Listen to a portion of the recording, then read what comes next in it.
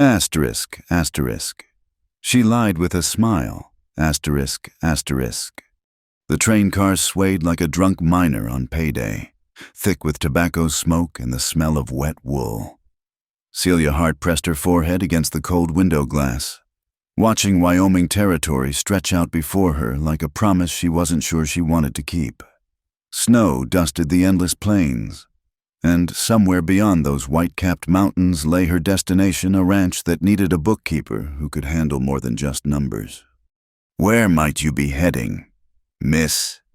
The voice came from across the aisle, smooth as good bourbon, with just enough Missouri drawl to make her homesick for a place she'd sworn never to return to. She didn't turn. "West. Everybody on this train is heading west. Miss, question is, what are you running toward or from?" Now she looked. The man wore a pressed suit that marked him as either a banker or a preacher, two professions she'd learned to distrust in equal measure. Clean-shaven. Soft hands. The kind of smile that expected things from women. Not looking for love, if that's what you're thinking. The lie came easy as breathing. She'd been telling it so long. She almost believed it herself. His chuckle grated like sand in fresh butter.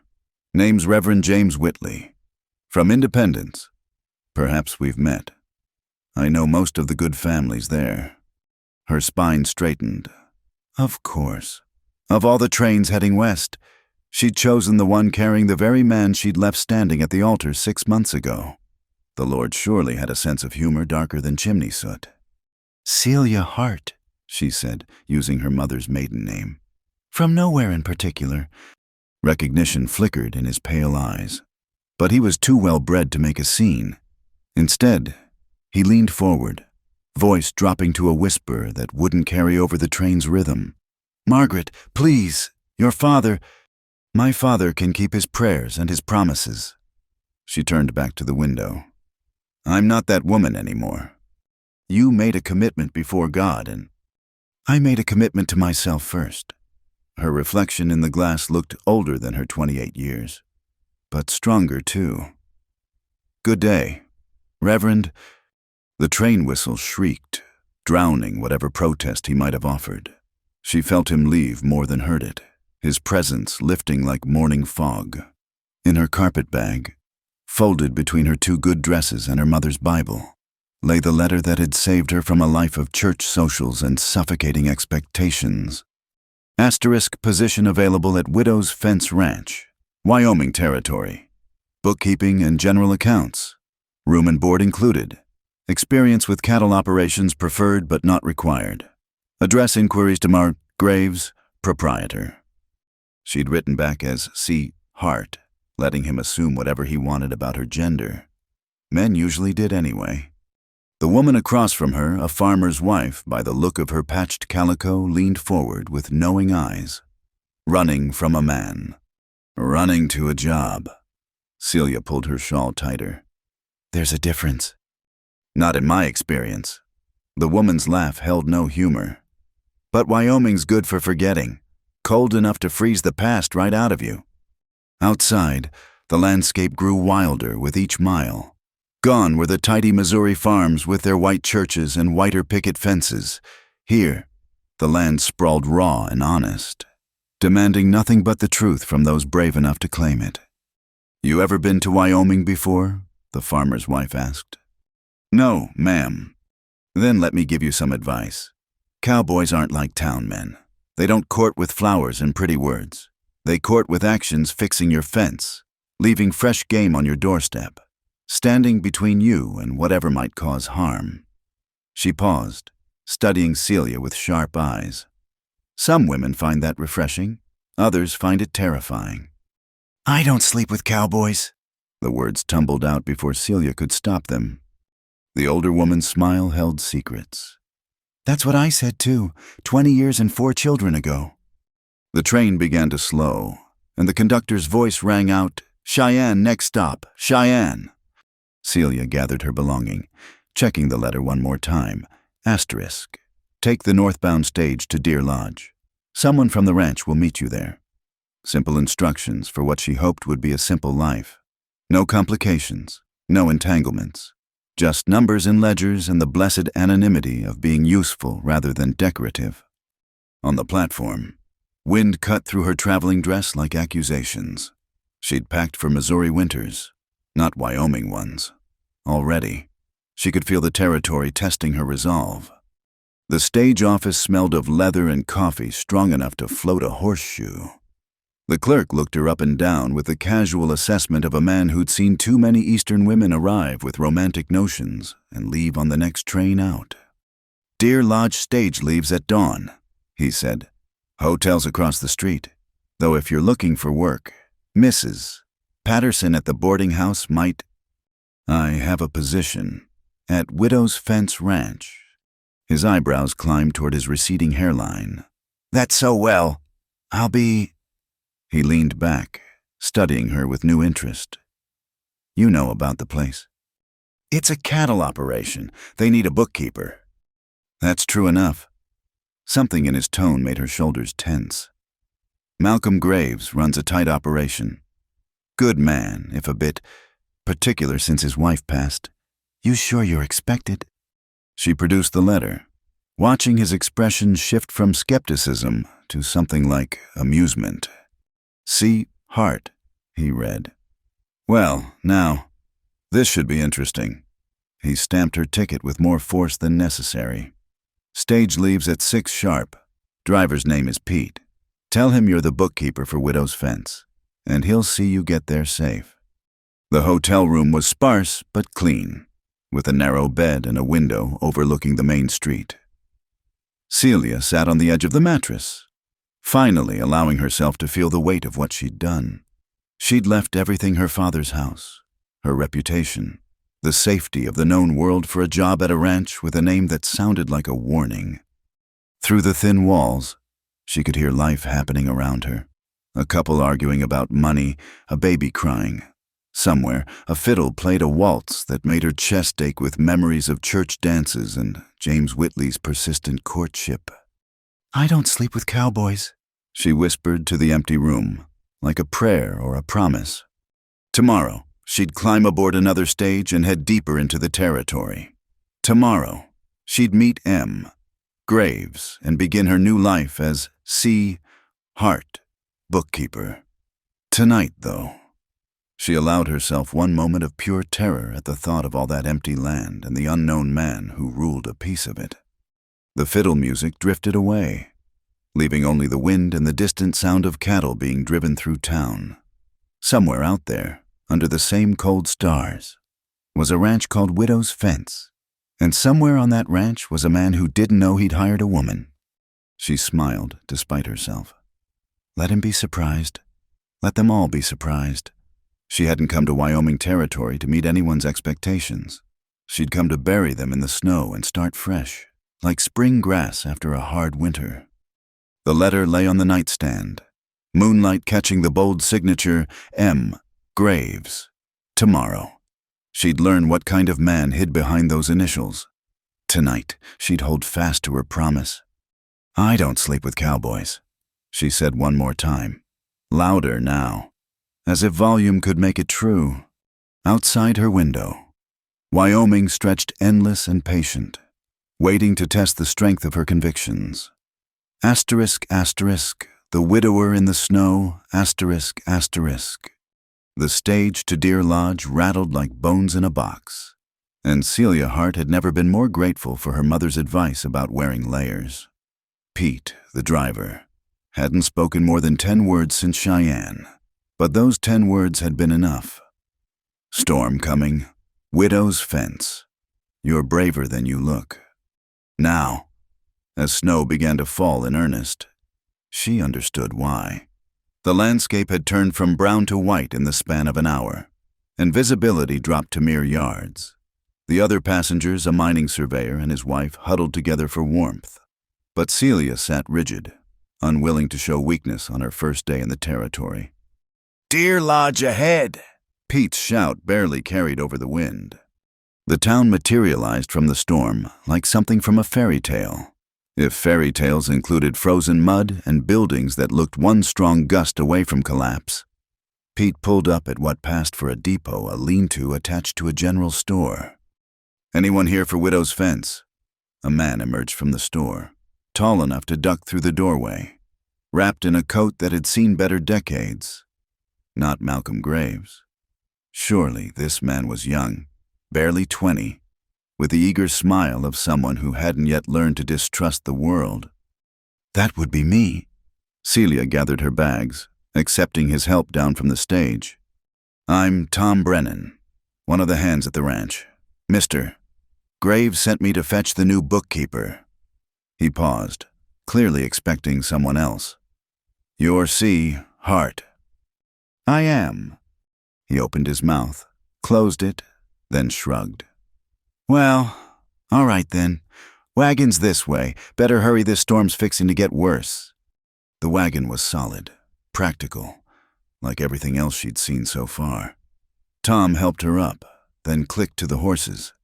It's about an hour to the ranch, ma'am. Got buffalo robes in the back if you need them. She pulled one over her lap, grateful for the warmth. Tell me about Mr. Graves. Tom's hands tightened on the reins. What do you want to know? What kind of man is he to work for? Fair. Expects a day's work for a day's pay, but never asks more than he'd do himself. The young man navigated a drift with practiced ease. Been different since Mrs. Graves passed, though quieter. Keeps to himself more. How long ago was that? 2 winters back. The consumption took her and the baby she was carrying. Tom's voice dropped. Hit him hard, real hard. Ranch is called Widow's Fence, but we all know who the real widow is. The words settled in Celia's stomach like cold stones. A man who'd lost everything. She knew something about that kind of loss, though hers was by choice rather than cruel fate. There! Tom pointed through the swirling snow. That's Widow's Fence. The ranch emerged from the storm in pieces, first the barn, massive and dark against the white sky. Then the corrals, the bunkhouse, and finally, the main house. It sat apart from the other buildings. 2 stories of weathered wood and steep angles designed to shed snow. Smoke rose from 2 chimneys, the only sign of life in the frozen landscape. Tom pulled up to the main house. I'll get your bags. You go on inside, mister. Graves is expecting you. Celia climbed the porch steps on unsteady legs. The door was solid oak, with iron hinges that belonged on a fortress. She knocked, the sound swallowed by the wind. Come in. The voice carried authority despite its quiet tone. She pushed open the door and stepped into warmth that made her bones ache with relief. The entry hall was sparse but clean, dominated by a staircase that climbed into shadow. To her left, an open doorway revealed what must be an office ledger stacked on shelves, a desk scattered with papers, and behind it, a man who could only be Malcolm Graves. He stood as she entered, unfolding to a height that made Tom Brennan look average. Everything about him was sharp angles and weathered planes, cheekbones that could cut glass, shoulders broad enough to carry the weight of the ranch, hands that looked capable of both violence and gentleness. His hair was dark, touched with early silver at the temples, and his eyes were the color of winter sky, gray and distant and utterly unreadable. Mr. Hart. He didn't move from behind the desk, studying her with those storm cloud eyes. You're not what I expected. Miss Hart, she corrected, chin lifting. Celia Hart, and I suspect I'm exactly what you didn't expect. Something flickered across his face, surprise. Maybe, or respect. You're right about that. Your letter didn't mention... My letter mentioned my qualifications. Harvard-trained bookkeeper. 3 years with Morrison Shipping in St. Louis. Familiar with modern accounting methods. She met his gaze steadily. Did it need to mention anything else? He was quiet for a long moment, and she could almost see him recalculating, adjusting his expectations like she was a column of figures that didn't quite add up. No, he said finally. It didn't. He came around the desk, and she caught the slight favor of his left leg, an old injury by the look of it. I'm Malcolm Graves. Welcome to Widow's Fence, Miss Hart. His handshake was firm, calloused and brief as a heartbeat. He pulled back as if her touch burned. "Tom will show you to your room. It's on the second floor, away from the men's quarters. You'll take your meals in the kitchen, Mrs. Rodriguez cooks for the hands, and she'll fix a plate for you, too. Office hours are dawn to whenever the work's done." He moved back behind the desk, already dismissing her. "Any questions?" "Just one." She waited until he looked up. "You said you need a bookkeeper, not a wife. I need an employer, not a husband. Are we clear on that?" This time she was certain that was definitely respect in those winter eyes. "Crystal clear. Miss Hart, I already had a wife. I'm not looking for another." The words hung between them, heavy with finality. She nodded once and turned to go. "Miss Hart." She paused at the doorway. "The books are a mess. Haven't been touched proper since—" He stopped, jaw tightening. "Well, they need attention. I hope you're as good as your letter claimed." "Better," she said, and left him to his ghosts. Tom was waiting in the hall, her bags at his feet and curiosity written plain on his young face. He led her upstairs without comment, though she could feel the questions burning behind his teeth. The room was small but private, with a single bed, a washstand, and a window that looked out over the endless white expanse of rangeland. A fire crackled in the small stove, recently lit by the look of it. "Mrs. Rodriguez, we call her Rosa. She'll be up with extra blankets." Tom said, "Supper's at 6. Mr. Graves doesn't usually join us, but—" "Thank you, Tom." She needed him gone, needed a moment to breathe and think and stop seeing Malcolm Graves' eyes every time she blinked. Alone. She sank onto the bed and let out a shaky breath. She'd done it. She'd faced him down and held her ground. So why did she feel like she'd already lost something? Through the window, snow continued to fall, erasing the landscape until there was nothing but white and cold and the distant shadow of mountains. Somewhere below, Malcolm Graves sat with his ledgers and his grief, as trapped by this ranch as she was by her choices. "I don't sleep with cowboys," she whispered, but the words felt different here, less like armor and more like wishful thinking. A knock interrupted her thoughts. Rosa Rodriguez proved to be a small, round woman with silver-streaked hair and knowing eyes. She brought blankets, towels, and a stream of rapid-fire Spanish-accented English that somehow managed to convey welcome, warning, and gossip all at once. "You're the first woman he's allowed in the house since Eleanor died," Rosa said, arranging the blankets with practiced efficiency. "The men, they make bets on how long you'll last." "What's the over-under?" Rosa's laugh was rich as Christmas pudding. "Tom says a month. Cookie says 2 weeks. But me," she patted Celia's cheek with a work-worn hand, "I think you might surprise them all." After Rosa left, Celia unpacked slowly, hanging her 2 good dresses in the wardrobe and placing her mother's Bible on the nightstand. The letter from Malcolm Graves, from before she was Miss Hart to him, she folded and tucked into the Bible's pages. Tomorrow, she'd face those ledgers and begin earning her keep. Tomorrow, she'd prove that Hart was exactly who this ranch needed. Tonight, though, she allowed herself to remember the way he'd looked at her, not with the hungry assessment she'd grown used to from men, but with something more dangerous. Recognition. Not of her face or name, but of something deeper. One damaged soul recognizing another. Outside, the storm raged on, and Celia Hart began her first night at Widow's Fence with a truth she couldn't speak aloud.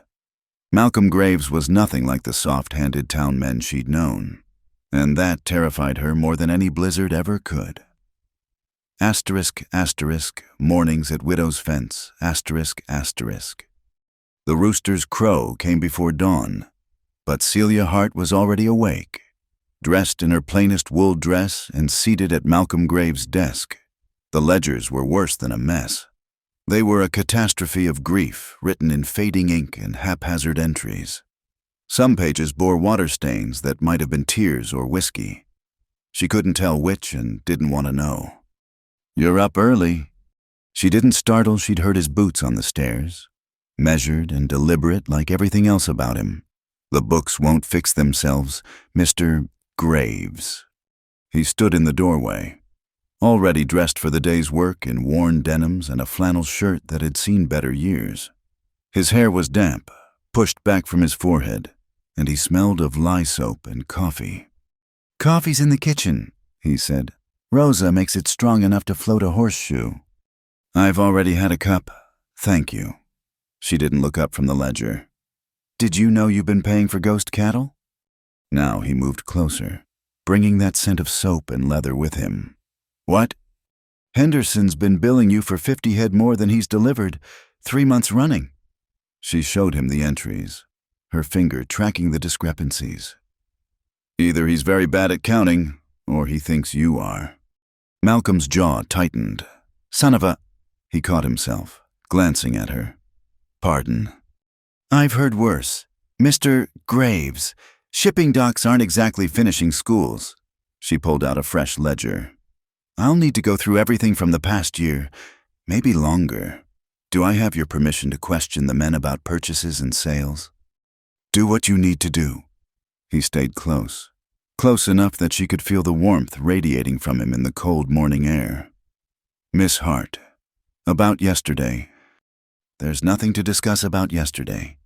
She kept her voice steady. "Professional. You hired a bookkeeper.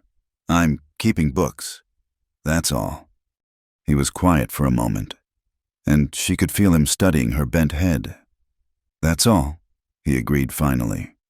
"Breakfast is in an hour. You should eat with the hands. Get to know them. They'll work better with someone they trust." After he left, she allowed herself one deep breath before returning to the numbers. They, at least, were predictable. The kitchen was a revelation of warmth and chaos. Rosa commanded the space like a general, wielding a spatula with the same authority Malcolm used with the men. The hands sat around a long table, shoveling eggs and biscuits with the dedication of men who knew hard work waited outside. "Miss Hart!" Tom Brennan jumped up, nearly knocking over his coffee. "Ma'am, let me—" "Sit down, Tom." She took an empty chair between him and an older man with silver whiskers. "Good morning, gentlemen." The silence was deafening. 8 cowboys, rough as unplanned lumber, stared at her like she'd materialized from thin air. "Cookie." Rosa commanded the eldest hand. "Pass Miss Hart the biscuits. And the rest of you, close your mouths before flies get in." Cookie, whose real name she'd learned was Cornelius Cook, passed the basket with hands scarred from decades of rope work. "Ma'am, heard you found Henderson's creative accounting." "News travels fast." "Everything travels fast on a ranch this size," said another hand, this one missing part of his left ear. "I'm Dutch. That's Slim, Big Pete, Charlie, Joaquin, and the ugly one at the end is Marcus." Marcus, who was actually quite handsome beneath the trail dust, raised his coffee cup in mock salute. "Ma'am, welcome to Widow's Fence, where the coffee's strong, the work's harder, and the boss hasn't smiled since—" "Marcus." Cookie's voice carried a warning. "Since last Christmas." Marcus finished, but they all knew that wasn't what he'd meant to say. Celia buttered a biscuit with careful precision. "Well, fortunately, Mr. Graves didn't hire me to make him smile. He hired me to make his numbers add up. And catch thieves, apparently," Dutch added with approval. "About time someone took Henderson down a peg." The tension eased, and conversation turned to the day's work. She listened, learning more from their casual talk than she could from a dozen ledgers. Who sold quality goods and who tried to pass off inferior stock? Which contracts were ironclad and which were mere handshake agreements that shifted with the wind? By the time breakfast ended, she had a mental list of questions and concerns. "Miss Hart." Malcolm appeared in the doorway, hat in hand. "I'm riding out to check the north pasture. Would you like to see the operation? Might help with the books." The invitation clearly surprised the men as much as it did her. She saw the looks they exchanged, the eyebrows raised over coffee cups. "I don't ride Mr. Graves." "I've got a buggy." His tone was carefully neutral, but she caught something in his eyes, a challenge. Maybe, or a test. "Then yes, let me get my coat." The buggy was old but well maintained, with a buffalo robe on the seat and side curtains to block the wind. Malcolm handled the reins with the same quiet competence he brought to everything, navigating the snow-covered tracks like a man who could find his way blindfolded. "The ranch runs about 8,000 acres, he said, pointing toward the mountains. "Summers, we graze the high meadows. Winters, we bring them down closer to home. Lost 200 head in the blizzard of '72. The year your wife died." His hands tightened on the reins. "Yes." She waited, but he offered nothing more. They rode in silence until they crested a rise, and the vista opened before them, white fields stretching endlessly, dotted with dark clusters of cattle. The beauty of it stole her breath. "It's magnificent." "Eleanor said that too. First time I brought her up here." He stopped the buggy, letting the horses rest. "She was from Boston, city-bred, like you. Thought she'd hate it here. But she didn't. She said the silence was like church, sacred." His voice roughened. "She made this place a home, made me believe I could be more than just another broken-down cowboy with big dreams." The pain in his voice was so raw, Celia had to look away. "I'm sorry for your loss, Mr. Graves." "Malcolm." He turned to her then, those gray eyes direct as a winter storm. "If we're going to work together, you should call me Malcolm." "Then I'm Celia." She met his gaze. "But that doesn't change anything. I'm still your bookkeeper, nothing more." "I know what you are." His voice dropped, became something dangerous. "Question is, do you—" Before she could respond, he clicked to the horses, and they were moving again. He showed her the rest of the operation with professional detachment, the breeding program, the water rights that were more valuable than gold, the plans for expansion that had died with Eleanor. "I kept thinking I'd get back to it," he said as they headed home. "The plans, the dreams. But sometimes a man needs a reason to dream, and I buried mine in Deer Lodge Cemetery." "Dreams aren't always about other people," Celia said quietly. "Sometimes they're about proving something to yourself." He looked at her then, really looked, and she saw surprise flicker across his stoic features. Speaking from experience, "I left a life in Missouri that was all mapped out for me. Church on Sundays, charity work on Wednesdays, married to a minister who saw me as another soul to save rather than a person to know." She pulled the buffalo robe higher. "So yes, I know something about dreams that belong only to you." They didn't speak again until the ranch buildings came into view. As he helped her down from the buggy, his hands lingered just a moment on her waist, not improper, but noticeable. "Thank you for showing me the ranch," she said, stepping back to a safer distance. "Celia." He said her name like he was testing its weight. "That minister in Missouri. He the reason you don't sleep with cowboys?" Heat flooded her face despite the cold. "How did you—" "Rosa mentioned you'd made that declaration several times. Was that amusement in his eyes seemed important to you?" "It is important. I won't be another tragedy for this ranch to whisper about." "No," he agreed, but something in the way he said it made her shiver. "You won't be that." That night, she lay in her narrow bed listening to the wind howl around the eaves. Somewhere in this house, Malcolm Graves was probably staring at his own ceiling, wrestling with ghosts she couldn't see. She'd come here for a simple job, a simple life, and found instead a complicated man who looked at her like she was both a problem and a solution. "I don't sleep with cowboys," she whispered to the darkness, but the words were losing their power, because Malcolm Graves wasn't just any cowboy.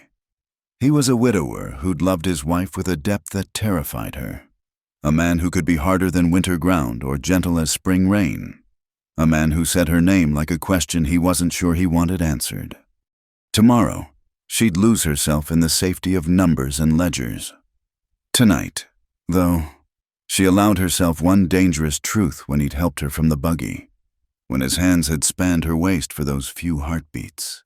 She'd wanted to lean into his strength and let someone else carry the weight for a while. But wanting and having were as different as Missouri and Wyoming. And Celia Hart had learned the hard way that wanting what you couldn't have was the quickest road to heartbreak. Asterisk, asterisk, the town that whispers asterisk, asterisk. Saturday came with a brightness that made the snow hurt to look at. Celia had been at Widow's Fence for 3 weeks now, long enough to find her rhythm. The books were beginning to make sense. The men had stopped staring when she entered a room. And Malcolm Mr. Graves. She corrected herself, firmly maintained a careful distance that should have been exactly what she wanted. "You're going to town with us." Tom Brennan stood in the office doorway, hat in hand and hope in his eyes. "I need to speak with Henderson about those invoices." She blotted her pen carefully. "And the bank manager about the account discrepancies." "Ma'am, Henderson's not going to be happy about—" "His happiness isn't my concern. Tom, accurate books are." The young cowboy grinned. "Cookie says you've got more steel in your spine than half the men he's known." I'm starting to believe him. The ride to Deer Lodge took an hour in the ranch wagon. Tom drove while Dutch and Marcus rode alongside, supposedly checking fence lines but really serving as escorts. Malcolm had insisted on it. "Boss says you're not to go alone." Dutch had explained that morning. Town can be rough on Saturdays. And now, as they rolled down Main Street, Celia understood why. The saloons were already doing brisk business despite the early hour, and groups of miners and cowboys clustered on corners, passing bottles and lies in equal measure. "There's Henderson." Marcus pointed to a heavy-set man emerging from the cattleman's bank. "Want us to come with you?" "No." She smoothed her skirts and checked that her ledger was secure in her bag. "This is business, not a barn dance. I'll handle it." But as she crossed the street, she caught sight of a familiar figure on the boardwalk. James Whitley stood outside the Methodist church, speaking with a woman in widow's weeds. He saw her at the same moment, and his face went through several expressions before settling on determined righteousness. "Margaret?" She kept walking, but he fell into step beside her. "My name is Celia Hart. Reverend, we've discussed this. Your father writes me weekly. He's sick with worry." "My father is sick with wounded pride. There's a difference." She spotted Henderson entering the mercantile and quickened her pace. A woman alone in this territory, it's not safe, not proper. And working at that ranch, with all those men. She stopped so abruptly he nearly collided with her. "Those men have shown me more respect in 3 weeks than you did in 6 months of courtship. Now, if you'll excuse me, I have business to conduct." "I know what they're saying about you." His voice dropped, became ugly with insinuation. "The banker's wife told Mrs. Morrison that you're living in that house with him, unchaperoned.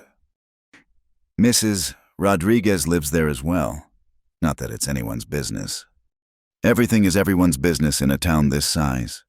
He caught her arm as she tried to leave. "They're already talking. The bookkeeper who doesn't sleep with cowboys. They laugh about it.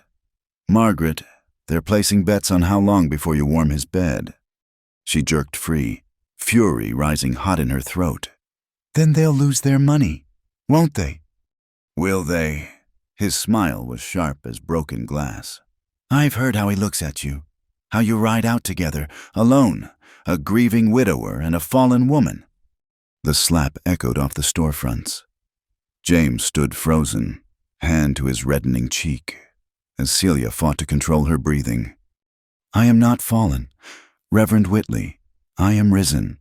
Risen from a life that would have suffocated me, from expectations that would have made me small, from a man who saw me as property to be managed rather than a person to be loved."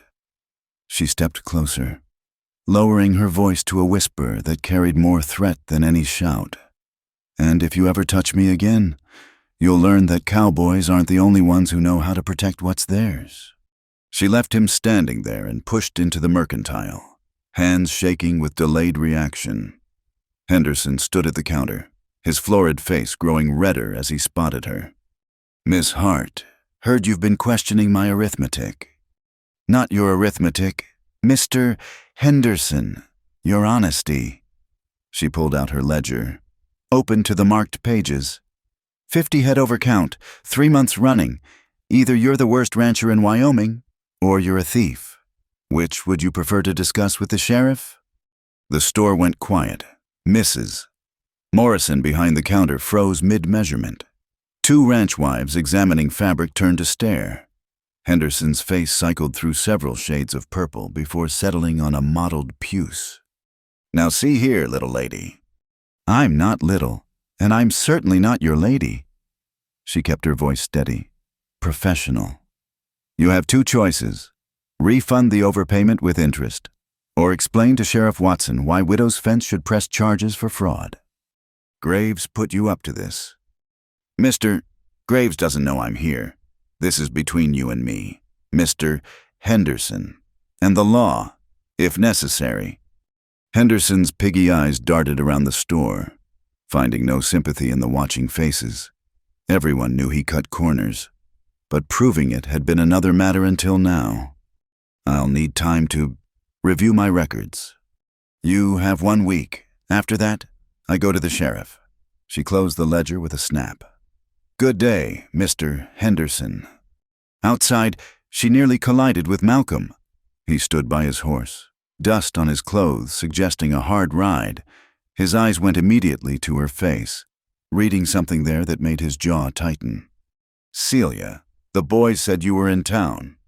"I had business with Henderson?" She couldn't quite meet his eyes. "It's handled." "Is it?" He stepped closer, and she caught that scent of leather and snow that seemed uniquely his. "Because you look like you've been in a fight."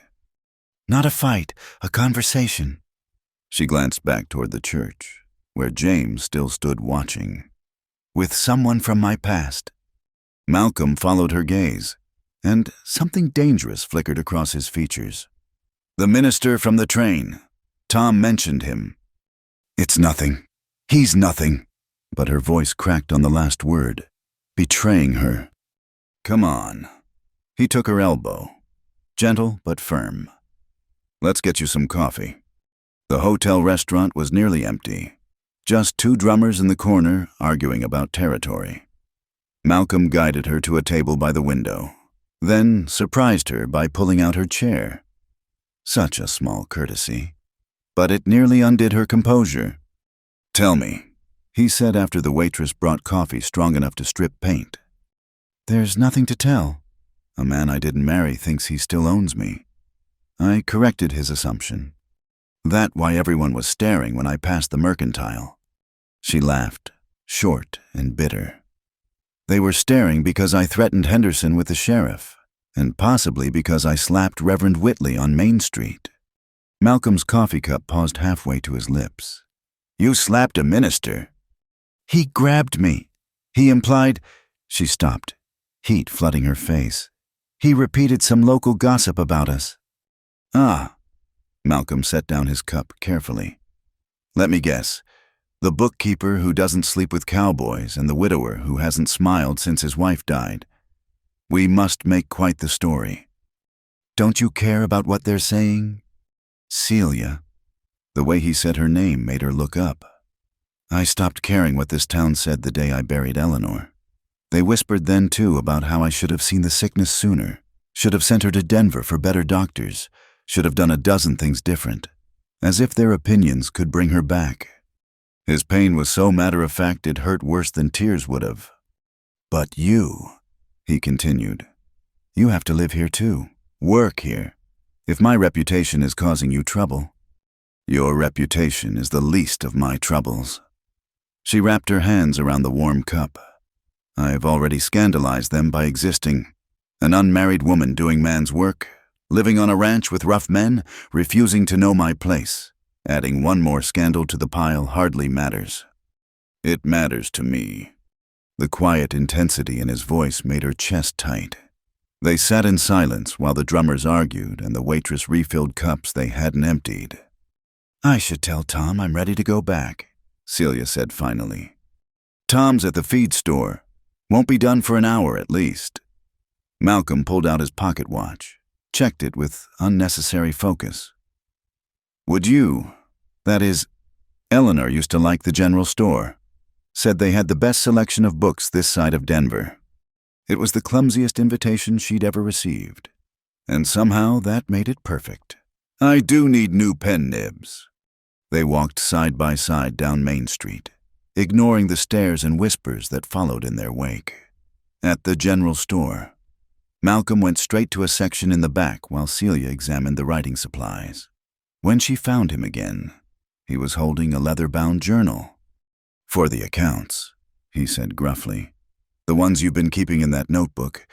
You need something more permanent." The journal was beautiful, with marbled end papers and a ribbon marker. Far too expensive for ranch accounts. She traced the tooled leather cover, throat tight with emotions she couldn't name. "Malcolm, I can't—" "You're saving me hundreds of dollars with Henderson alone. Consider it a business expense." He paused, then added quietly, "Eleanor loved to write. Stories, mostly. About the ranch, the men, the life we were building. After she died, I burned them all. Couldn't bear to see her dreams written out when she wasn't here to live them." "Oh, Malcolm, I'm not telling you this for pity." His voice roughened. "I'm telling you because you need to understand what this town says, what they think none of it matters. What matters is the work, the ranch, the life that goes on whether we want it to or not. You're part of that now. Celia, part of Widow's fence. Let them whisper. We know the truth." She clutched the journal to her chest. Understanding this was more than a gift. It was acceptance, partnership, perhaps even trust. "Thank you," she managed. "Don't thank me yet. Wait until you see what Cookie did to the supply orders. Man can track a steer through a blizzard, but can't add 2 and 2. The ride back to the ranch was quiet. Tom chattering about feed prices while Celia held her new journal and tried not to think about the way Malcolm had said "we." Such a simple word to carry so much weight. That night, she wrote the first entry in the new journal, not accounts, but thoughts, about towns that whispered and men who didn't, about the difference between the love she'd run from and whatever this was she might be running toward, about promises made to herself and how they felt less like protection now and more like prison bars. "I don't sleep with cowboys," she wrote, then added in smaller letters beneath, "but Lord help me, I'm starting to understand why some women do. Asterisk, asterisk, the dance at St. Jude, asterisk, asterisk." The invitation came on a Tuesday, delivered by Tom Brennan with a kind of grin that meant trouble.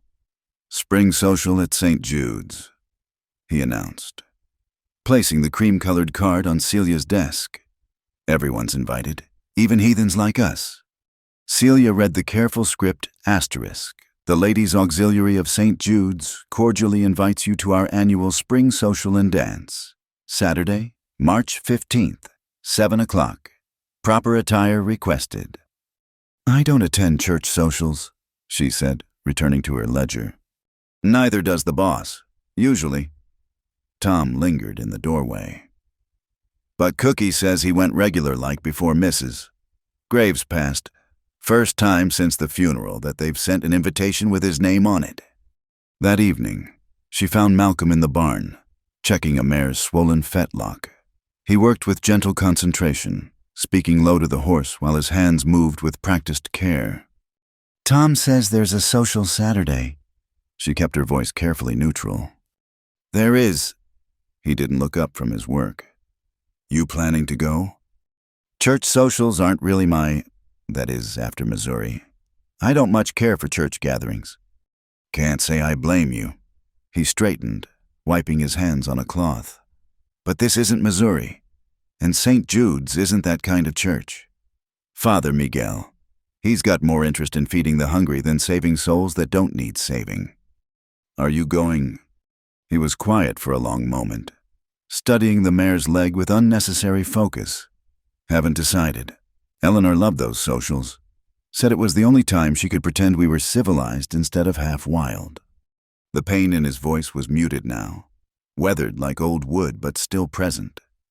Celia found herself speaking before thinking, maybe it's time to make new memories instead of avoiding the old ones.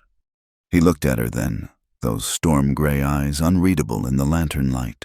You offering to help me make new memories, Miss Hart? Heat climbed her neck. I'm offering to attend a church social, Mr. Graves, nothing more. Malcolm, he corrected softly. We agreed on Malcolm. Saturday came too quickly. Celia stood before her small mirror, wearing her better-dressed deep blue wool with ivory buttons. Modest but well-made. Rosa had helped her pin her hair into something more elaborate than her usual practical bun. Beautiful, Rosa pronounced. You'll make them all jealous? I'm not trying to make anyone jealous. No, then why spend an hour on your hair for a church social? Rosa's knowing smile made Celia's cheeks burn. He's waiting downstairs, wearing his good suit. Malcolm stood by the front door, and Rosa was right, he was wearing his good suit, black wool that fit his broad shoulders perfectly, with a white shirt that made his weathered tan more pronounced. He'd trimmed his beard and his hair was still damp from washing. He looked dangerous. Dangerous to every promise she'd made herself. Miss Hart, he offered his arm with formal courtesy that didn't match the heat in his eyes. Shall we? The ride to town was silent, except for the creak of wagon wheels and the distant howl of coyotes. Celia was acutely aware of his presence beside her, the warm, solid bulk of him, the way his hands held the reins with casual competence. St. Jude's was lit up like Christmas, lanterns strung between the trees and warm light spilling from every window. The sound of fiddle music and laughter carried on the cold air. Malcolm helped her down from the wagon, his hands lingering just a moment at her waist. Ready? He asked. As I'll ever be. The church hall was packed with families, ranchers, townspeople, all of Deer Lodge's respectable citizens, pretending winter hadn't been long and hard and lonely. The moment they entered, Celia felt the shift in atmosphere. Conversations paused, heads turned, whispers started. Let them look, Malcolm murmured, his hand warm at the small of her back as he guided her inside. Father Miguel approached immediately, a round man with kind eyes and silver temples. Malcolm blessed Mary. It's good to see you here. His English carried a soft Spanish accent. And you must be Miss Hart. I've heard wonderful things. From who? Celia asked before she could stop herself. The priest's eyes twinkled. Rosa Rodriguez is my cousin. She says you're exactly what this ranch needs. She's a good bookkeeper, Malcolm said stiffly. Of course. Father Miguel's smile suggested he heard what wasn't said as clearly as what was. Please, enjoy yourselves. There's food, punch, and I believe the musicians are about to start a waltz. They found a corner where the stairs were less obvious. Malcolm fetched punch while Celia watched the crowd. She spotted several familiar faces from town, including Mrs. Morrison and the banker's wife. Their expressions ranged from curiosity to disapproval. Ignore them, Malcolm said, returning with 2 cups. They've been placing bets on us since you slapped Whitley. What kind of bets? The usual. How long before we scandalize them properly? Whether I'll smile again? Whether you'll last the spring? He took a sip of punch, grimaced. Father Miguel's added extra temperance to this batch. And will I last the spring? He looked at her over his cup. You've survived Henderson, Whitley, and Cookie's coffee. I'd say you're tougher than you look. The fiddles started a waltz, sweet and slow. Couples moved onto the floor, and Celia watched them with something like envy. She'd loved dancing once, before James Whitley turned every social into a sermon. Dance with me. She turned to stare at Malcolm. What? Dance with me. He set down his cup, held out his hand. Unless the bookkeeper who doesn't sleep with cowboys also doesn't dance with them. It was a challenge and an invitation, and something else, something that made her heart race. Around them, the whispers intensified. "One dance," she said, placing her hand in his. He led her onto the floor with surprising grace for a man who spent his days on horseback. His hand at her waist was proper, barely touching, but she felt it like a brand through the wool of her dress. They moved together, finding their rhythm as naturally as breathing. "You're full of surprises, Mr. Graves." "Eleanor taught me." His voice was soft, meant only for her. "Said a man who couldn't dance wasn't fully civilized. We practiced in the barn until I stopped stepping on her feet." "You loved her very much." "I did." He spun her gently, bringing her back closer than before. "But she's gone, and I'm here, and I'm tired of dancing alone." The words hung between them, heavy with meaning. Celia's breath caught as his thumb brushed against her waist, the tiniest movement that sent sparks down her spine. "Malcolm." "I know what you're going to say." His gray eyes held hers, intense and unwavering. "You don't sleep with cowboys, but I'm not asking you to sleep with me. Celia, I'm asking you to dance." The music swirled around them, violin sweet and mournful. Other couples faded away until there was only this Malcolm's hand in hers, his eyes never leaving her face, the space between them crackling with possibilities. "You're not just any cowboy," she admitted, the words pulled from somewhere deep. "No." His voice roughened. "What am I then?" She opened her mouth to answer, to say something safe, something that wouldn't crack open the careful walls she'd built. But the words that came were different. "True. You're the man who gave me a journal for accounts but knew I'd write more, who sends escorts to town but trusts me to handle my own business, who hasn't smiled since your wife died but looks at me like—" She stopped, heart hammering. "Like what?" He'd stopped dancing, though the music continued. They stood in the middle of the floor, surrounded by moving couples but utterly alone. "Like you're remembering how to want something again." His hand tightened at her waist. For a moment, she thought he might kiss her right there in front of God and Deer Lodge's entire respectable population. His eyes dropped to her mouth, and she saw the moment he made the decision. But he didn't kiss her. Instead, he raised their joined hands to his lips, pressing a kiss to her gloved knuckles that somehow felt more intimate than if he'd claimed her mouth. "You're right," he said quietly. "I am remembering. Question is, what are you going to do about it?" Before she could answer, the music ended. He released her, stepped back to a proper distance, and she felt the loss of his warmth like winter wind. "Thank you for the dance, Miss Hart." Formal again. Walls back in place. Mr. Graves." She bobbed a curtsy that would have made her mother proud, pretending her knees weren't weak. They left shortly after, both claiming early morning duties. The ride home was silent, but it was a different silence than before, charged with unspoken words and unclaimed moments. At the ranch, he helped her down from the wagon. This time, his hands didn't linger. "Good night, Celia." "Good night, Malcolm." She made it to her room before her composure cracked, sinking onto her bed. She pressed trembling fingers to her lips, imagining what might have been if he'd been less honorable or she'd been less stubborn. Through her window, she could see a light in the barn. He'd gone to check the horses, or perhaps just to avoid his own empty bed. She understood the impulse. Sleep would be a stranger tonight. In her journal, she wrote asterisk. He asked me to dance. Just dance. And somehow that was more dangerous than if he'd asked for everything. Below that, in smaller letters, "I'm in trouble. The kind that doesn't sleep with cowboys but might be falling in love with one." The lamp flickered as she closed the journal, and somewhere in the darkness, a coyote howled lonely and wild and free.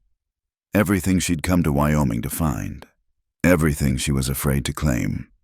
Asterisk, asterisk, The storm and the cough, asterisk, asterisk. The blizzard came without warning on a Tuesday night, screaming down from the mountains like all the furies of hell. Celia woke to shutters banging and wind that sounded alive, angry, hungry. She lit her lamp with fumbling fingers, dressed quickly in wool and flannel, and made her way downstairs. Rosa was already in the kitchen, stoking the stove. Bad one, She said simply. the men will need coffee, lots of it. They worked in companionable silence, brewing pot after pot while the storm raged. One by one, the hands stumbled in from the bunkhouse, ice in their beards and worry in their eyes. Boss ain't back, Cookie said, accepting a steaming mug with grateful hands. went to check the north pasture before the storm hit. Celia's hand stilled on the coffee pot. When? 3 hours ago, maybe 4. Tom looked young and scared. Said he'd be back before dark. He knows these storms, Dutch said, but his voice lacked conviction. Probably holed up somewhere safe. They waited. The clock on the mantel ticked away minutes that felt like hours. The storm howled louder, shaking the sturdy house to its bones. Celia found herself at the window, peering into the white nothing beyond the glass. I'm going after him, she announced. Like hell you are. Cookie's voice was firm. Pardon my language, ma'am, but you wouldn't make it 10 feet in this. Then someone... Can't risk it. Dutch shook his head. Not until the storm breaks. Boss would have our hides if we lost men looking for him. So they waited more. Rosa kept the coffee coming. The hands took turns at the windows, watching for any sign of movement in the white chaos. Celia paced, ledgers forgotten, numbers meaningless against the arithmetic of fear. It was near midnight when Tom shouted, "There, something moving!" They crowded the window. A dark shape struggled through the snow, bent nearly double against the wind. Not walking, crawling. That's his horse. Marcus was already grabbing his coat. But I don't see... He's on the horse, Celia breathed. Slumped over. He's hurt. The men burst into action, fighting their way into the storm, while Celia and Rosa prepared. Hot water, clean cloths, blankets warmed by the stove. The medical supplies Eleanor had kept organized in a wooden box that hadn't been touched since her death. They half-carried, half-dragged Malcolm inside. He was conscious, but barely. Ice in his hair and blood on his shirt. His lips were blue with cold, and when he tried to speak, nothing came but a harsh, rattling cough. "Fell," he managed between coughs. "Horse spooked. Think I broke something. Ribs." Dutch diagnosed after careful examination. "Maybe 2, and that cough don't sound good." They got him upstairs to his room, the first time Celia had seen it. Spartan, like everything about him, with one exception, a painting of Eleanor above the fireplace, smiling down at the bed they'd shared.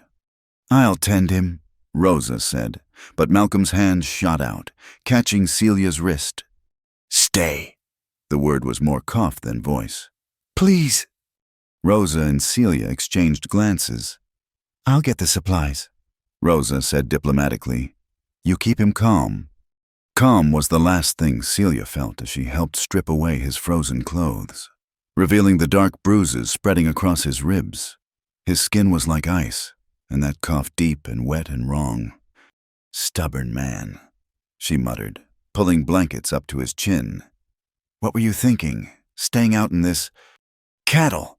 He wheezed. "Needed to get them to shelter." The cattle aren't worth your life.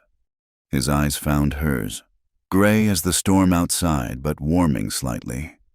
Eleanor used to say that. Eleanor was a smart woman. Rosa returned with supplies, and together they worked, wrapping his ribs, forcing warm broth between his chattering teeth, piling on blankets until the shivering finally stopped. But the cough remained, growing worse as the hours passed. Pneumonia, maybe, Rosa whispered when they stepped into the hall. Seen it before, the cold, the fall, water in the lungs. She crossed herself. I'll make a poultice, but if the fever comes... The fever came with dawn. Malcolm burned and shivered by turns, lost in delirium that had him calling for Eleanor, for cattle that needed saving, for someone named Charlie who'd apparently died in a stampede years ago. Celia never left his side. She bathed his face with cool cloths, held water to his lips, listened to his fevered ramblings with a heart that felt too full and too empty at once. "Don't leave," he begged at one point, gripping her hand with surprising strength. "Everyone leaves. Mother, Charlie, Eleanor, don't leave." "I'm here," she whispered. "I'm not going anywhere." "Celia," he seemed to focus for a moment, seeing her clearly. "You're so beautiful. Wanted to tell you. At the dance, but couldn't. Eleanor wouldn't mind. She'd like you, strong, stubborn, beautiful." Heat that had nothing to do with the fire warmed her cheeks. "Hush now. Save your strength." Tired of being strong, his eyes drifted closed. Tired of being alone. The hands took turns sitting with her, bringing food she couldn't eat and coffee she drank without tasting. Dutch rode for the doctor, but returned empty-handed. The roads were impassable, the storm still raging. On the second night, Malcolm's fever spiked dangerously high. He thrashed in the bed, calling out words that made no sense, fighting invisible demons. Celia held him down, tears streaming down her face as she tried to soothe him. "Please," she found herself praying to a god she'd half abandoned in Missouri. "Please don't take him. Not now.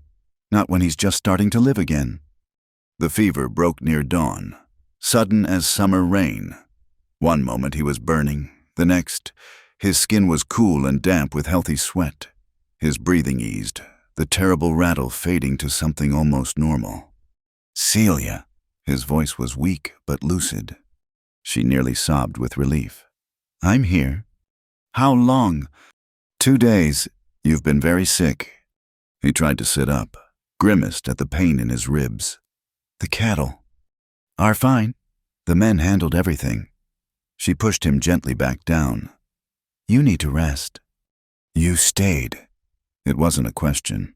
His eyes, clearer now, studied her face. "The whole time.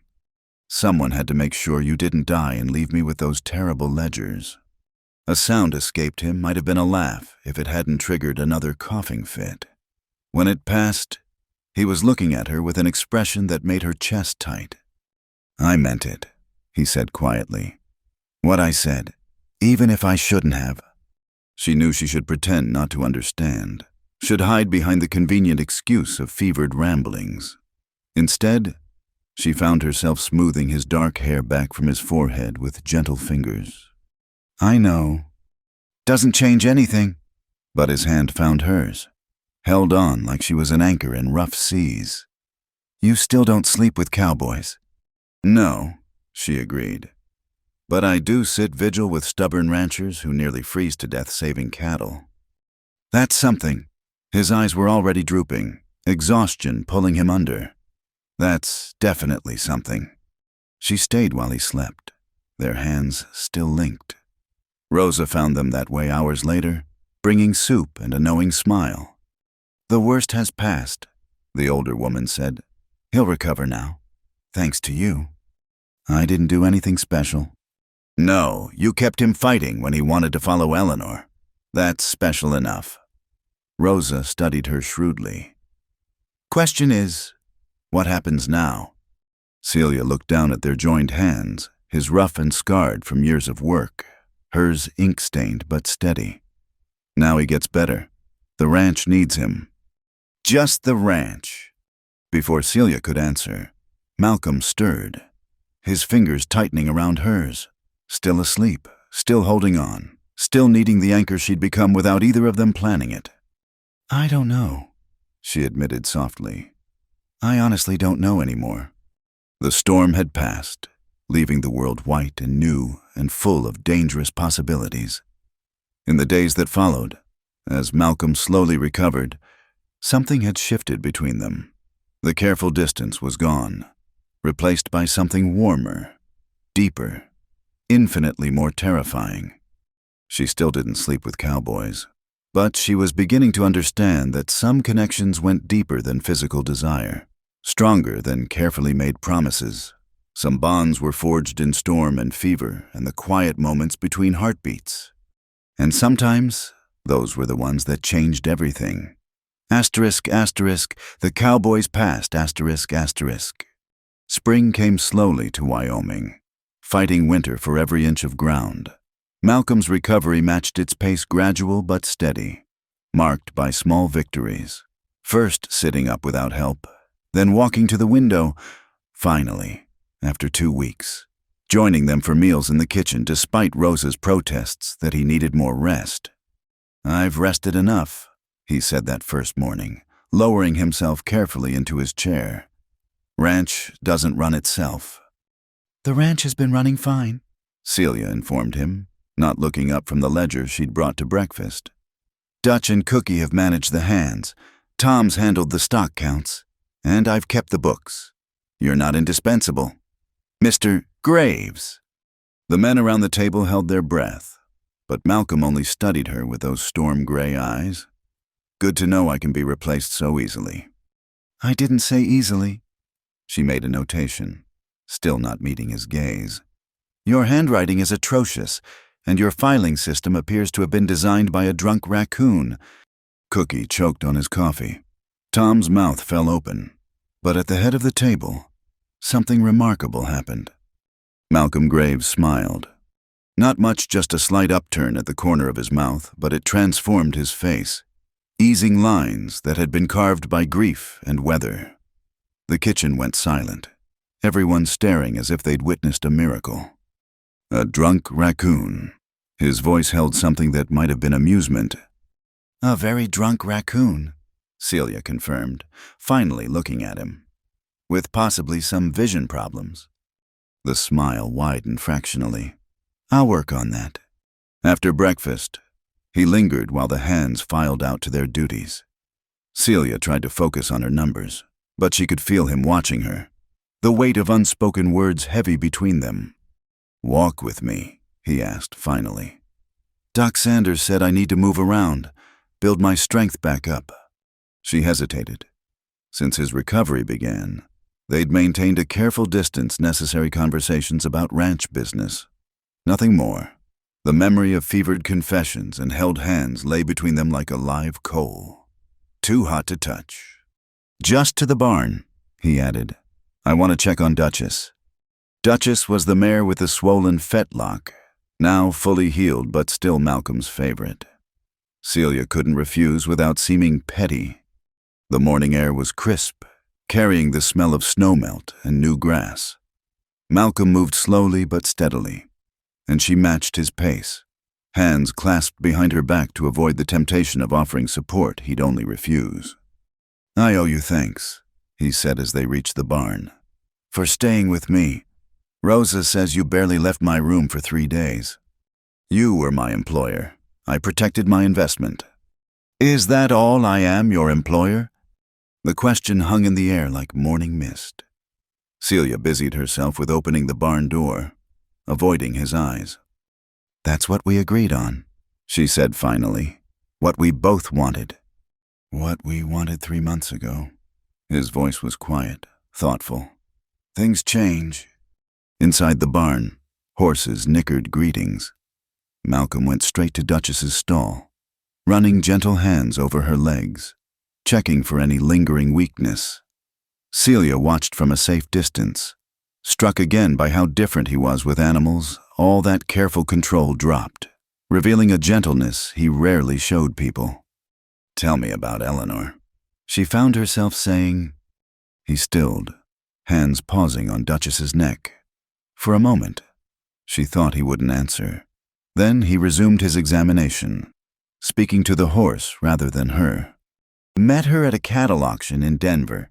She was there with her father, wearing this ridiculous hat with peacock feathers. City girl through and through. Thought she was the most beautiful thing I'd ever seen." His voice softened with memory. "Took me 3 months to work up courage to speak to her. Another 6 to convince her father I was worth considering. He wanted better for her than a cowboy with big dreams and empty pockets. But she chose you anyway.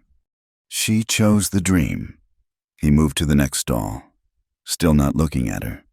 The idea of building something from nothing, making a life out here where everything was possible. She was fearless. Learned to ride, to shoot, to doctor cattle. Learned to love this place as much as I did. How long were you married? 6 years. Would have been 8 this June. He finally turned to face her, leaning against a stall door. The sickness came on slow. Just a cough at first, nothing worrying, but it got worse, and by the time we realized how bad it was, she was pregnant. 4 months along. We'd been trying for so long, and when it finally happened, we thought... He stopped, jaw tightening. The baby came too early, too small. Lived about an hour, just long enough for Eleanor to hold her. She followed 2 days later. The pain in his voice was old but still sharp, like a break that hadn't healed quite right. Celia moved without thinking, crossing the space between them to lay a hand on his arm. "I'm so sorry, Malcolm." "Sarah." The name came out rough. "We named her Sarah, after Eleanor's mother. Buried them together. Seemed wrong to separate them." They stood in silence, her hand on his arm, his eyes focused on something beyond the barn walls. Finally, he covered her hand with his, the touch warm and careful. "I went a little crazy after," he admitted. "Worked myself near to death, trying to outrun the grief. Nearly lost the ranch twice. The men stayed, God knows why. Rosa forced food down my throat when I forgot to eat. But mostly I just existed. Wasn't living, just going through the motions. Until..." He looked at her then, really looked at her, and she saw something in his eyes that made her heart race. "Until a bookkeeper from Missouri showed up and told me my filing system was designed by a drunk raccoon." "Malcolm, I'm not asking for anything," he said quickly. "I know what you've said, what you've decided. But Celia, you need to know you brought something back to life in this place. Not just the books. Me. I'd forgotten what it felt like to want to see tomorrow." She should step back, should remind him of their agreement, of the boundaries that kept them both safe. Instead, she found herself turning her hand beneath his, interlacing their fingers. "I'm not her," she whispered. "I can't be Eleanor. I don't want you to be..." His thumb traced circles on her palm, the simple touch sending shivers through her. "Eleanor was my past, my spring morning. Young love, all hope and possibility, but you." "What am I?" "Complicated," he said with that almost smile. "Like winter turning to spring, like whiskey after a long day, like coming home to find the fire already lit." "That's not very romantic," she managed, though her voice shook. "I'm not a romantic man. Celia, I'm just a cowboy who knows what it's like to lose everything and is trying to figure out how to risk it again." She thought of all the reasons this was impossible. The talk in town, her promises to herself, the ghost of Eleanor watching from every corner of this ranch. But stronger than all of that was the man in front of her, wounded but not broken, offering her something real in a world full of pretense. "I don't..." she started. "Sleep with cowboys. I know." He squeezed her hand gently, then let go. "I'm not asking you to. I'm just asking you to think about whether that promise is still protecting you or just keeping you from living." He walked back to the house, leaving her alone with the horses and the hay-scented air and the echo of truths too big for the barn to hold. That night, she found a note slipped under her door. Malcolm's terrible handwriting, but the words were clear. Asterisk. "Thank you for listening, for staying, for being you. M. Asterisk." She pressed the note between the pages of her journal, next to the entry where she'd admitted to falling for a cowboy. Outside her window, the moon rose over Widow's Fence Ranch, painting everything in silver and shadow. Somewhere in this house, Malcolm Graves was probably staring at his own ceiling, wrestling with ghosts and possibilities in equal measure. Tomorrow, They'd return to careful distance and ranch business. But tonight, she allowed herself the dangerous luxury of imagining what it might be like to stop running from happiness just because it came in the form of a grieving cowboy with storm-gray eyes and hands gentle enough to heal a horse or hold a heart. I don't sleep with cowboys, she whispered to the darkness. But the words were losing their power, becoming less shield and more chain with every passing day. Change was coming to Widow's Fence Ranch, slow as spring, but just as inevitable. And Celia Hart was beginning to suspect that all her careful promises couldn't stop it any more than winter could hold back the thaw. You're not just a seamstress here. The letter arrived on a Thursday morning, delivered by a man in a city suit who looked as out of place at Widow's Fence as a peacock in a chicken coop. Celia signed for it with growing unease, recognizing the legal firm's name stamped in the corner. "Trouble?" Malcolm asked from the doorway. He'd taken to joining her in the office after breakfast, helping reorganize the files she'd declared disasters. I'm not sure. She broke the seal, scanning the contents with growing alarm. Oh no. He was beside her in 2 strides, reading over her shoulder.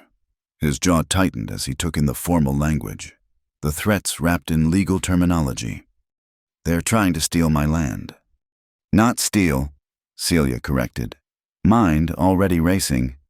"Force a sale. Look here, they're claiming unpaid taxes from 2 years ago. But I've seen those receipts. You paid them." Eleanor handled the taxes that year. His voice went rough. "Right before she got sick. I never thought to check. We'll find the receipts." She was already pulling ledgers from the shelf, searching for the year in question. They have to be here somewhere. But after hours of searching, the receipts remained missing. Other papers from that time were water-stained, torn, testament to Malcolm's grief-stricken negligence. The man from the Eastern Investment Company, that's what they called themselves, returned that afternoon with 2 others. Mr. Graves, the lead man, who'd introduced himself as Mr. Hartwell, smiled like a snake. "Have you considered our offer?" "Get off my land." Malcolm's voice was deadly quiet. Now, no need for unpleasantness. We're offering a fair price."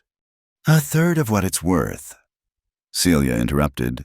She'd done the calculations, checked the comparable sales, and you know it. Hartwell's eyes narrowed as he took her in. "I don't believe we've been introduced. Are you Mrs. Graves?" "I'm the bookkeeper," she said coolly, "and I know a swindle when I see one." "A bookkeeper?" His smile turned condescending. "How progressive." "Well, Miss Hart, and it's not progressive. It's practical. Someone needs to keep accurate records." She met his gaze steadily. "Including records of tax payments that you claim don't exist." Something flickered in Hartwell's eyes. "The law is quite clear. Without proof of payment." "We'll find the proof," Malcolm said. "Now get off my property before I help you along." After they left, Malcolm slumped in his chair, suddenly looking older than his years. 2 weeks. That's all they're giving me to find those receipts or come up with the money. "Then we have 2 weeks. Celia pulled out fresh paper, already making lists. "I'll go through everything again. Talk to the bank, the courthouse. Someone has to have records." "Celia." He caught her hand, stilling her frantic motion. "If I lose this place—" "You won't." She squeezed his fingers. "I won't let that happen." The next days blurred together in a frenzy of investigation. Celia haunted the courthouse, charming clerks and digging through dusty files. She discovered something interesting. Eastern Investment Company had forced 3 other ranchers out in the past year, all claiming unpaid taxes, all for prime grazing land. "It's a pattern," she told Malcolm over dinner. "They find vulnerable ranchers widowers, mostly, or men with no head for business and exploit missing paperwork. Eleanor always said I was too trusting." He pushed food around his plate without eating. Maybe she was right. "Stop that." Her sharp tone made him look up. "You trusted your wife to handle something she'd always handled. That's not a failing. But these men counting on your grief, that's criminal. Dutch leaned forward from his spot at the table. What do you need us to do, Miss Celia? The fact that the men were listening to her, looking to her for answers, should have been strange. Instead, it felt right. Keep your ears open in town. Someone knows something. These men didn't appear from nowhere. She turned to Cookie. You've been here longest. Do you remember who collected taxes that year? Old Sam Morrison. Cookie scratched his beard. But he died last winter. His son might have his papers. It was Tom who found the lead. Young Tom, who spent his Saturday nights charming the banker's daughter, overheard something crucial. Hartwell's been meeting with Judge Pritchard, he reported breathlessly.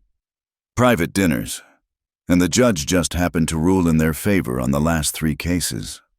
Bribery. Celia felt pieces clicking into place. They're not just stealing land, they're buying the law. Can't prove it, Malcolm said grimly. And without those receipts... That night, Celia couldn't sleep. She paced her room, mind churning over possibilities. There had to be something they'd missed. Some angle. The idea came at dawn. She dressed quickly and was waiting for Malcolm in the kitchen when he came down. I need to go to Cheyenne. He paused in reaching for coffee. Why? The Territorial Tax Office. They keep duplicates of all payments. It'll take a day to get there, maybe 2 to search their records, but I'll go with you. You need to stay here. Keep fighting on this end. She was already packing what she'd need. Besides, they're less likely to see me as a threat. Just a bookkeeper doing her job. Celia. She stopped packing to face him. Trust me. Please, I can do this. He studied her for a long moment, then nodded. Take Tom with you. And Celia, be careful. These men aren't above violence if they're threatened. The trip to Cheyenne was exhausting, but Celia's determination never wavered. At the Territorial Office, she deployed every ounce of charm and persistence, finally convincing a sympathetic clerk to help her search. Here, the young man pulled out a ledger, pointing to an entry. Widow's Fence Ranch, taxes paid in full, signed by, he squinted, Eleanor Graves, with territorial seal and everything. I need a certified copy. Celia's hands shook with relief. Actually, make it 3 copies. She returned to find the ranch in uproar. Hartwell had brought the sheriff, trying to force an early sale. Malcolm stood on the porch, rifle in hand, while the hands formed a protective line. Perfect timing, she murmured to Tom, climbing down from the wagon. Gentlemen, she called out, walking forward with confidence she didn't quite feel. Before you proceed, you might want to examine these documents. Hartwell snatched the papers, his face going pale as he read, This is... Where did you... The Territorial Office keeps excellent records. She smiled sweetly. As does the Federal Marshal's Office, where I've also sent copies along with documentation of your company's interesting pattern of acquisitions. You little... Hartwell started forward, but Malcolm stepped between them. Careful, he said quietly. That's not just my bookkeeper you're threatening. That's the woman who just saved my ranch. The sheriff examined the documents, nodded slowly. Seems clear enough, Mr. Hartwell. I suggest you and your associates move along. They left, but not without threats of lawyers and appeals. Celia didn't care. She'd won this round. That evening, the hands insisted on celebration. Rosa cooked a feast. Cookie broke out his hidden bottle of good whiskey, and even the usually stoic Dutch was grinning. To Miss Celia, Tom raised his glass. Who proved she's got more than numbers in that pretty head? To Miss Celia, the others echoed. She blushed, unused to being the center of attention. I just did my job. No! Malcolm's voice cut through the chatter. He raised his own glass, eyes finding hers across the crowded kitchen. You did much more than that. You fought for this place like it was yours, like you belonged here. Maybe I do, she said quietly, but he heard, his smile fuller now. Easier than before was answer enough. Later, as the celebration wound down, he found her on the porch, wrapped in a shawl against the cool night air. "Thank you," he said simply. "I would have lost everything without you." "You would have found a way. You're stronger than you think, Malcolm Graves." "Maybe, but I'm stronger with you here." He paused, seeming to wrestle with words. "What you did going to Cheyenne, facing down Hartwell, that wasn't bookkeeper's work." "No, that was partner's work, the kind of thing Eleanor would have done." He turned to face her fully. "The kind of thing a wife would do." The word hung between them, dangerous and thrilling. Celia's heart raced, but she forced herself to speak lightly. "Are you proposing, Mr. Graves? Would you accept if I was—" The question caught her off guard, stripping away her defenses. Malcolm, I know." He stepped back, giving her space. "You don't sleep with cowboys. But maybe you could think about marrying one." He left her there, staring out at the land she'd helped save, wearing a shawl that smelled like him, wondering when exactly Widow's Fence Ranch had stopped being just a job and started being home, when Malcolm Graves had stopped being just her employer and become everything. Inside, she could hear the hands still celebrating, their voices carrying on the night air.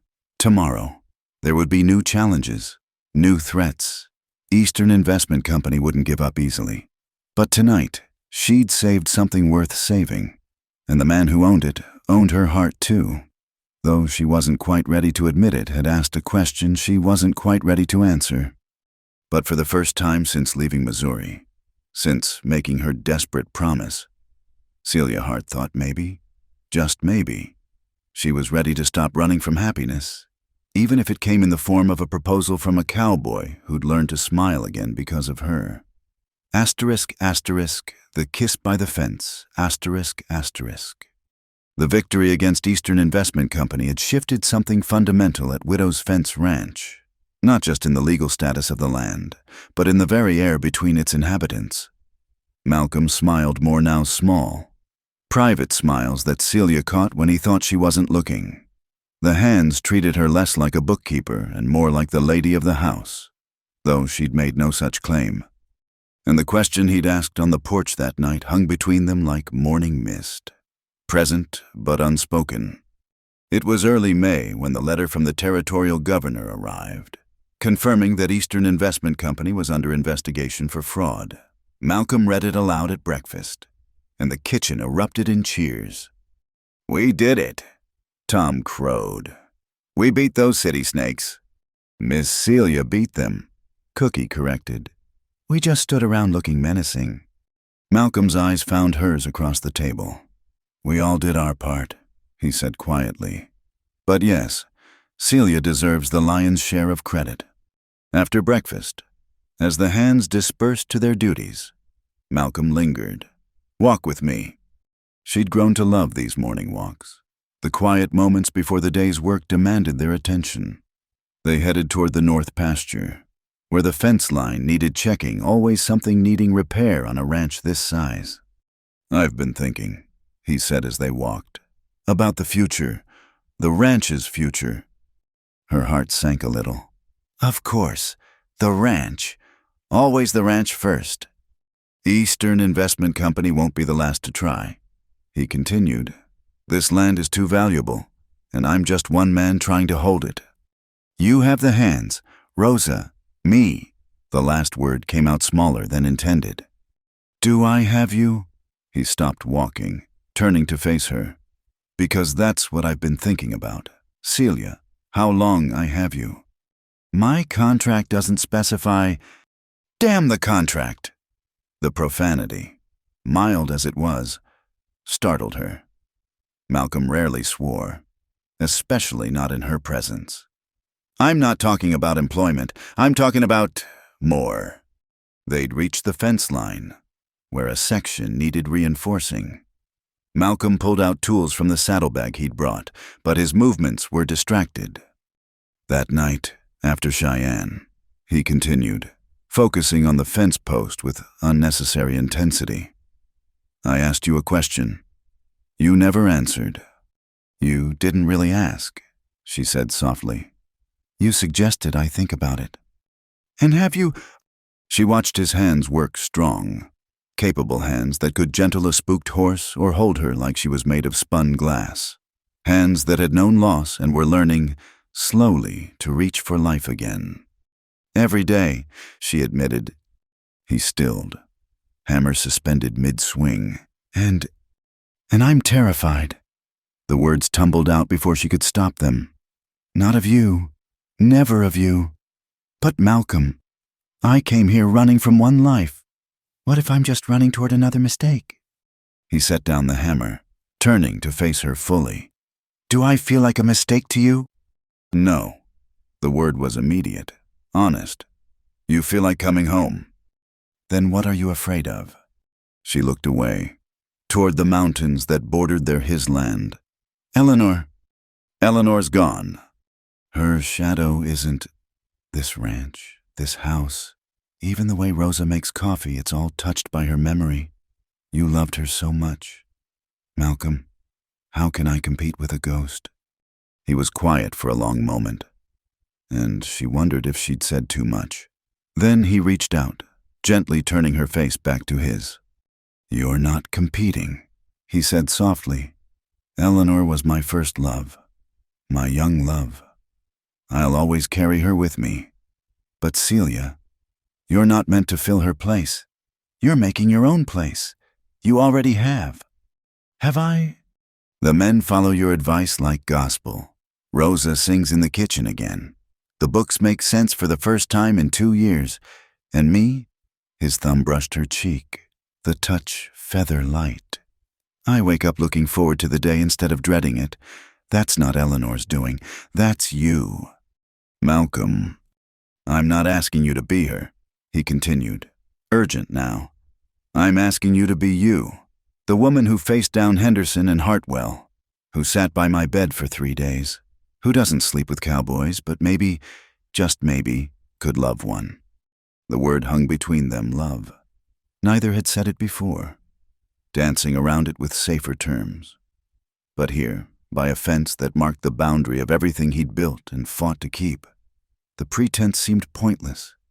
I already do, she whispered.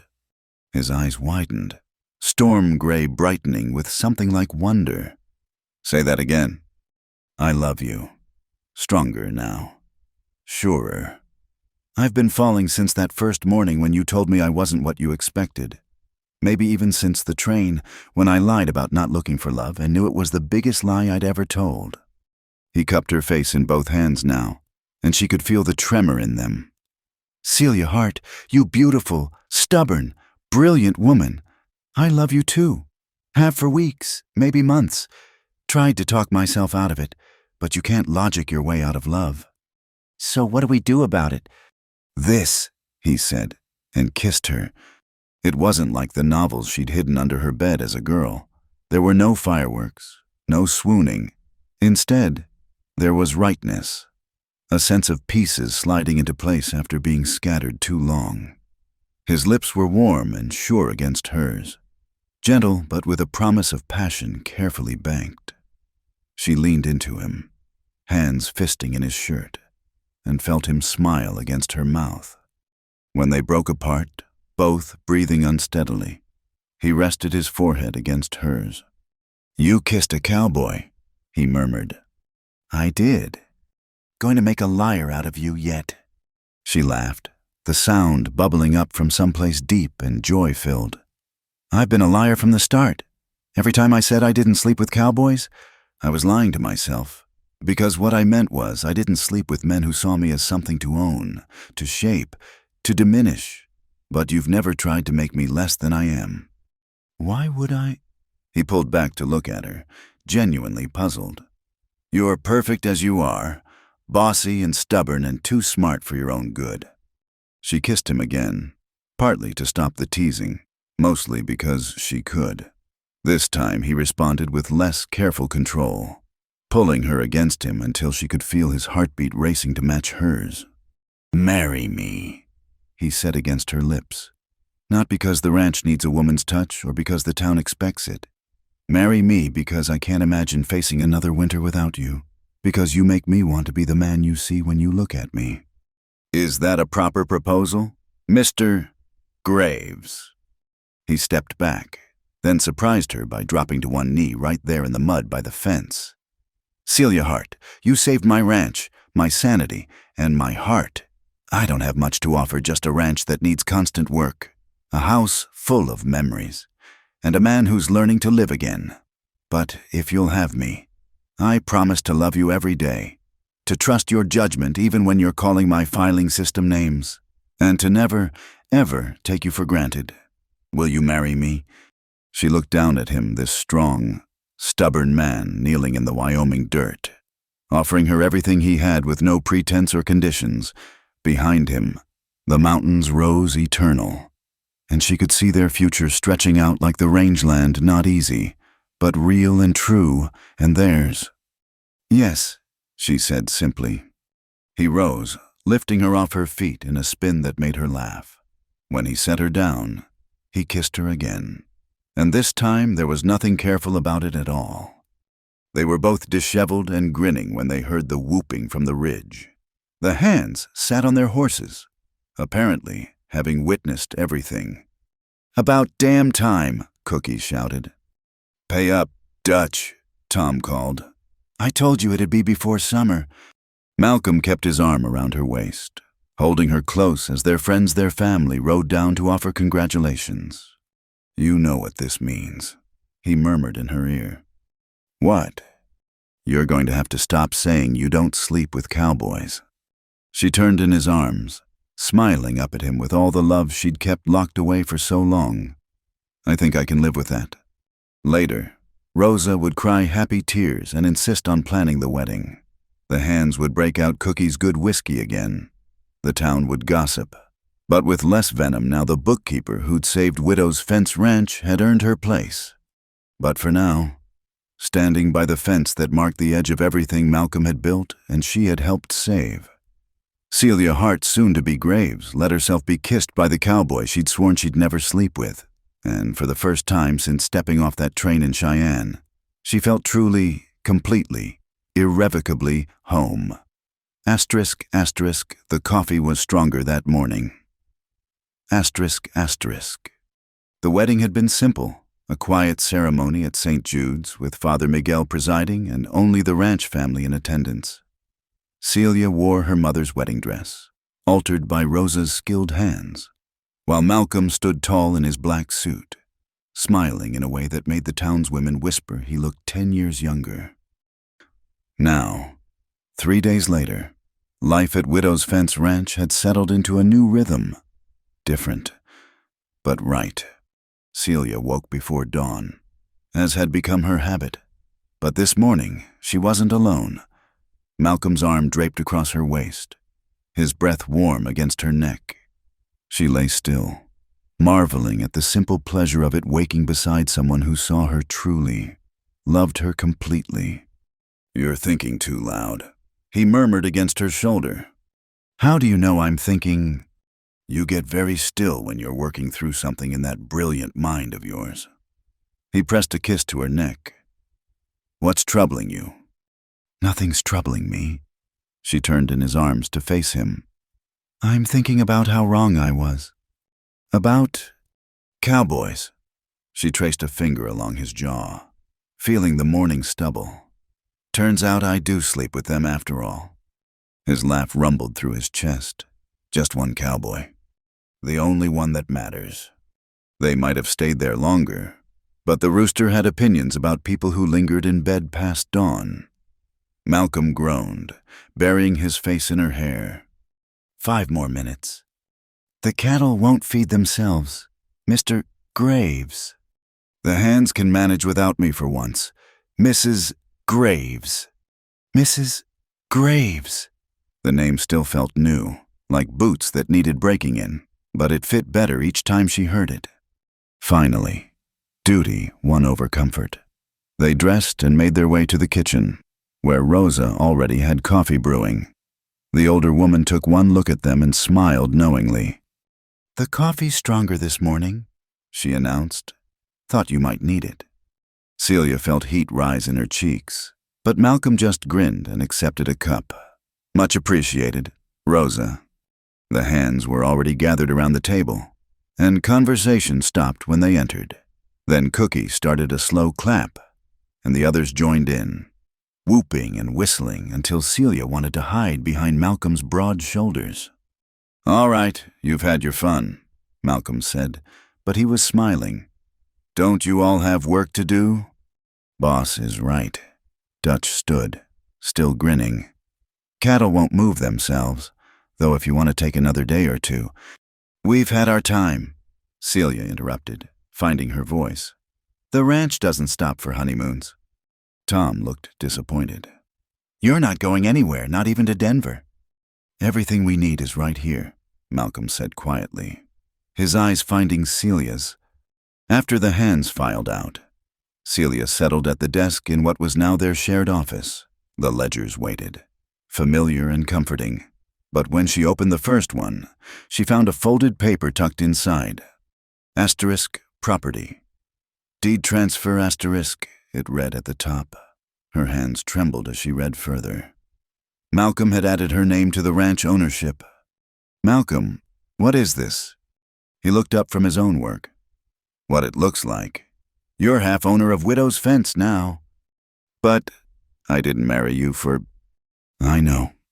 He came around the desk, taking her hands in his. "But you saved this place.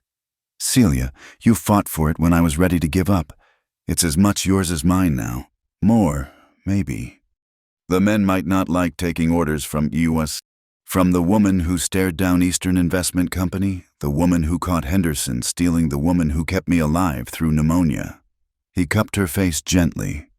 "They already take orders from you? This just makes it official." She kissed him then, pouring all her gratitude and love into the connection. When they broke apart, she was smiling through tears. "No crying over paperwork," he teased gently. "That's my rule as co-owner." "Co-owner?" She tested the word, liked how it sounded. "I suppose that means I can finally implement a proper filing system. Lord help us all." They worked in companionable silence for a while, the spring sun streaming through windows that Celia had insisted on washing. The house felt different now, less like a shrine to the past and more like a home with a future. "I've been thinking," Malcolm said suddenly, "about the North Pasture. We could expand the herd, maybe try some of those new breeding techniques they're using in Texas." "We'd need to upgrade the water system first," Celia said, already reaching for her planning journal. "But the initial investment would pay off within 2 years if beef prices hold steady." He smiled at her enthusiasm. "See, this is why I needed a partner. Eleanor loved this place, but she never loved the business of it. You love both." "I love you," she corrected. "The ranch is growing on me." "Give it time. Wyoming gets into your blood." A knock interrupted them.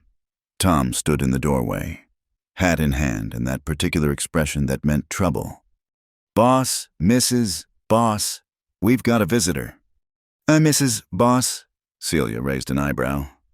Tom flushed. "Haven't quite figured out what to call you now." "Celia still works fine. Tom, who's the visitor?" "That's the thing. He says he's your father." The words hit like a physical blow. Celia gripped the edge of the desk, feeling Malcolm move protective behind her. "Where is he?" she managed. "Front porch. Cookie's keeping an eye on him." Celia rose on unsteady legs. She'd known this day would come, but she'd hoped for more time. Malcolm's hand found hers, solid and reassuring. "You don't have to see him," he said quietly. "Say the word and he's gone." "No." She straightened her spine. "I'll see him, but not alone." Jeremiah Hart stood on the porch looking older than she remembered. His city clothes as out of place as Reverend Whitley's had been. His eyes widened when he saw her hair loose about her shoulders. Wearing a simple day dress instead of the prescribed morning clothes he'd no doubt expected. "Margaret?" His voice held disappointment and sorrow in equal measure. "You look different. My name is Celia, father, and I am different." She felt Malcolm's presence at her back, steady as the mountains. "What are you doing here?" "I've come to take you home. Reverend Whitley is still willing. I am home." She lifted her left hand, showing the simple gold band Malcolm had placed there. "I'm married, father, happily married to a good man who sees me as a person, not a possession." Her father's face darkened. "You married a cowboy, a common laborer." "I married a rancher, a man who built something from nothing through hard work and determination, a man who trusts me to stand beside him as an equal partner." She stepped forward, feeling a strength she'd never had in Missouri. "I married for love, father, real love, not duty or appearance or because it was expected." "You've shamed our family name." "No." Her voice cut sharp as winter wind. "I've honored it by being true to myself. Mother would understand, even if you can't." He stared at her for a long moment, this daughter who'd become a stranger. Then his shoulders slumped, aging him further. "I have lost you then. You lost me the day you tried to sell me to James Whitley like cattle at auction." The old anger was gone, leaving only pity. "But if you ever want to know your daughter, the real one, not the doll you tried to create, you're welcome to write." He left without another word, climbing into the hired wagon with the stiff movements of a man whose world no longer made sense. Celia watched until he disappeared over the ridge, then turned into Malcolm's waiting arms.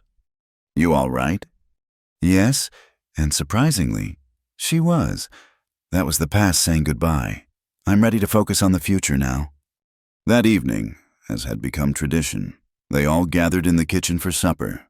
The talk was of cattle prices and weather predictions, spring roundup plans and which mares were expecting foals. Normal ranch talk that had become the rhythm of Celia's life. "Got a letter from Henderson today," Dutch announced with a grin. "He's leaving the territory. Says the climate doesn't agree with him anymore." "I'll bet it doesn't." Cookie laughed. "Not with Mrs. Graves keeping the books honest." "Speaking of books," Celia said, "I've been thinking about starting a lending library in town. Rosa's been teaching some of the Mexican families English, and books would help." "Eleanor wanted to do something like that," Rosa said softly. "She'd be glad to know you're carrying it forward." The mention of Eleanor no longer brought awkward silence. She was part of the ranch's history, woven into its story like the brands on the cattle. But she wasn't its future. That belonged to the living. Later, as Celia and Malcolm prepared for bed in the room they now shared, she stood at the window looking out at the land that was now half hers by law, wholly hers by love. "No regrets?" Malcolm asked, coming up behind her to wrap his arms around her waist. "None." She leaned back into his warmth. "Though I do miss one thing about my old life." "What's that?" "The certainty. I was so sure about everything. Cowboys were off limits. Marriage was a trap. Love was a lie told by poets and fools." She turned in his arms. "Now I don't know anything for certain except that I love you, and the coffee really was stronger this morning." He laughed, the sound rich and full in the quiet room. "Uncertainty's not so bad. Leaves room for surprises." "Like what?" "Like a bookkeeper from Missouri who doesn't sleep with cowboys but married one anyway." He kissed her softly. "Like second chances when you thought your life was over. Like learning that sometimes the best things come from broken promises." Outside, the ranch settled into sleep. Cattle lowed in distant pastures. Horses dozed in the barn. In the bunkhouse, Cookie was probably cheating at cards while Tom mooned over the banker's daughter. Life at Widow's Fence Ranch went on, as it always had, but richer now for being shared. "I love you, Malcolm Graves," Celia whispered against his lips. "And I love you, Celia Graves, my beautiful liar." She laughed, remembering that first desperate declaration on the train. "Asterisk, I don't sleep with cowboys." The biggest lie she'd ever told, and the best thing that had ever happened to her. Because sometimes, the promises we break lead us exactly where we need to be. Thank you so much for listening to this Wild West love story. I'd love to know where you're enjoying this tale. Are you listening while driving through the countryside? Relaxing at home? Or perhaps during your daily commute? Please share your thoughts in the comments below. If you enjoyed Celia and Malcolm's journey, don't forget to subscribe to Wild West Stories 1850. Hit that like button and press the hype button to help more people discover these frontier romances. Until our next adventure in the Old West, partners,